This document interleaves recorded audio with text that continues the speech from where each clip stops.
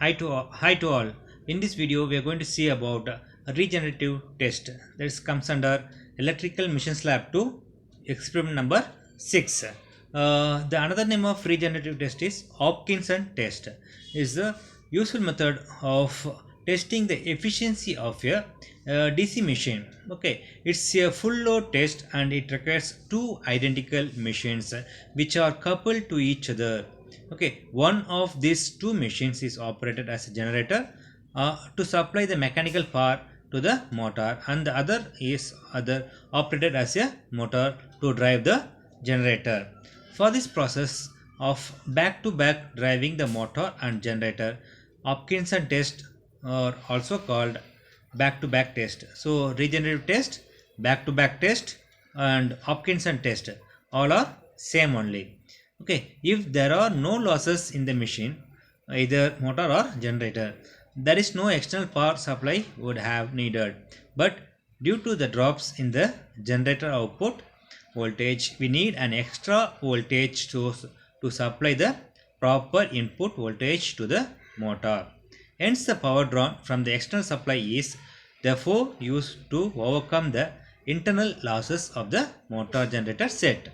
Hopkinson test is also called, I told no, regenerative test or back to back test. Now we go for regenerative test. Okay, aim to determine the stray losses and hence to find the efficiency of the given two identical DC machines. One acting as a generator, another is acting as a motor. Apparatus required: voltmeter, ammeter, rheostats, tachometer and stopwatch. Okay. And this is the circuit diagram. Here two identical machines are connected, mechanically coupled. Okay, one acting as a generator and one acting as a motor. And here we have field coil ZZ and for motor, another ZZ for generator, and armature coils. Here motor having armature coil as well as one more armature coil present in generator, and we have ammeters to measure the current, series current of that is load current for the motor as well as generator. Okay, and this circuit diagram which is used to measure the armature resistance of the motor and of the generator, because both the things are identical. So if you measure for one, that's enough for both the systems. And procedures: connections are made as shown in the figure. Okay, keeping the rheostat R1 in the field circuit of motor in cutout position, the rheostat R2 in the armature circuit of the motor, and the rheostat R3 in the field circuit of the generator in cut-in position, and the SPST switch is open position. The supply switch S1 is closed. The motor is brought to rated speed by cutting out the rheostat R2 and by cutting the rheostat R1. If necessary, the excitation of the generator is increased gradually by cutting the R3. Okay, until the voltmeter connected across the SPST switch should show the 0. The SPST switch is closed. Now the generator is connected in parallel with the motor. The motor is over excited or the motor is under excited by varying their field rheostats. Okay, at I2 is equal to rated current, the reading of all the meters are noted down. The rheostat R3 is brought to its initial position, then the SPST switch is opened. All other rheostats are brought to the back to its home position. Okay, this is a procedure for determine the values. Next one, to measure the value of armature resistance. Connections are made as shown in the figure. Keeping the rheostat in cut-in position, the supply switch is closed. Rheostat is adjusted to any value of current, say 1 amp, and the reading of ammeter and voltmeter are noted down. The supply switch is open. Now we see the demo of this experiment. It's about regenerative test. For regenerative test, we need two identical machines. Identical machine in the sense one acting as a generator and one acting as a motor.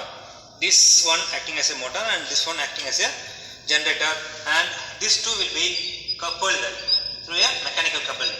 Okay, let's see that connections for this regenerative test. Okay, here we have DC main. Okay, DC main positive and negative is there, and 3-point starter. It's a shunt machine, so we are using 3-point starter L, F, A. L means line, A means armature, and F means field. Okay, the L we should connect to that supply of positive supply, we should connect to the L, and A is the armature, so we should connect to armature of motor through the resistance. Why we should using resistance means to vary the speed of the motor, we have connect two resistance, one for armature, another for field. The same way here we are connecting two resistance, one for armature of generator and another for armature of field of generator. And here we are going to measure the voltage. You see multimeter here measuring the voltage and of the generator voltage, and this voltmeter measures the voltage of supply voltage. Then this is the SP-ST switch, single pole single throw switch.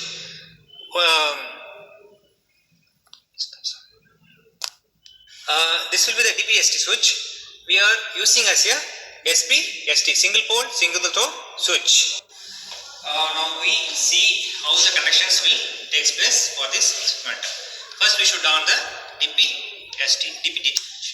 Okay, then here we have 3-point starter. Okay, 3-point starter and the motor is there. If we start this one, the motor starts to rotate to some values.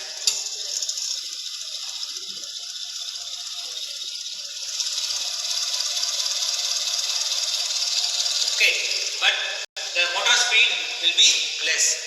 To increase the speed, we have to vary the rheostats which will be connected to the armature of motor and field of motor. This will be the armature rheostat and this will be the field rheostat. The value of armature resistance will be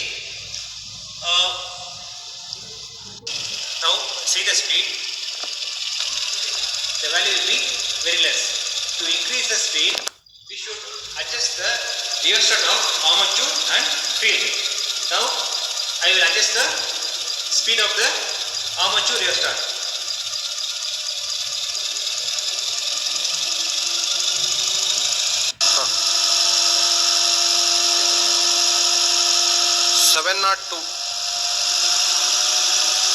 Now we should increase the speed up to rated speed, that is 1900 RPM.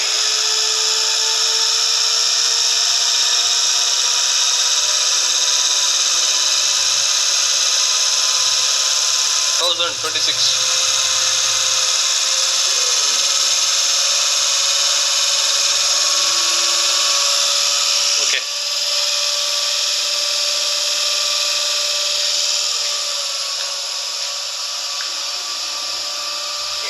Here you can see the value of the voltage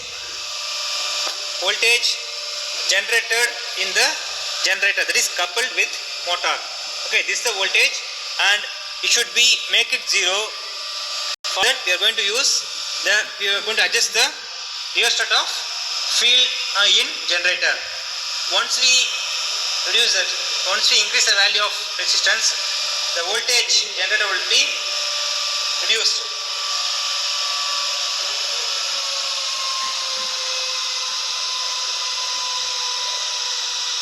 Okay, now the voltage becomes 0. Once it comes to 0, we must switch on this SP-ST switch. We are considering as a SP-ST switch and switch on that one. Then again increase the value of the rheostat, field rheostat. Okay, whatever output from the motor, that will be fed to generator, and generator output feed to motor. But if it is ideal one, no need of external source to give the supply for the motor. But here in practical it won't be like that. So some of the voltage you should give for the motor to run. So in this way we are going to find the efficiency of the motor and coupled generator using the values of ammeters of field current of motor, armature current of motor, field current of generator, armature current of generator. Okay. Yeah, once we completed the experiment, the values what we got: A1, A2, A3, A4. A1 is current in motor, and A2 is the current in motor field. Like that, we should take the values corresponding calculations we should do. Okay, the above table column, which is used to measure the armature resistance, what is the value present there.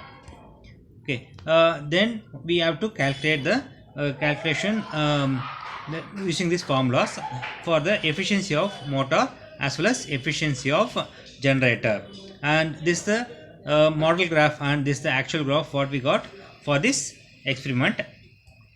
And thus the efficiency of a DC shunt machine for different loads plotted, the graph is drawn. And this will be the some of the important Viva questions which will be asked in your university exams. And thank you.